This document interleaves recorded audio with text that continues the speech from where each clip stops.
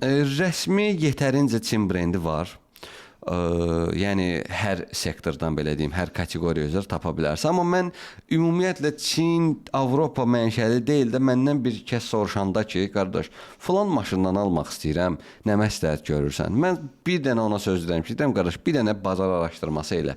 Həmin avtomobildən sən yollarda çox görürsənsə, deməli bunun ustası da var. Deməli bunun ehtiyat hissəsi tapılır və digərlərinə nisbətən çox ucuzdur.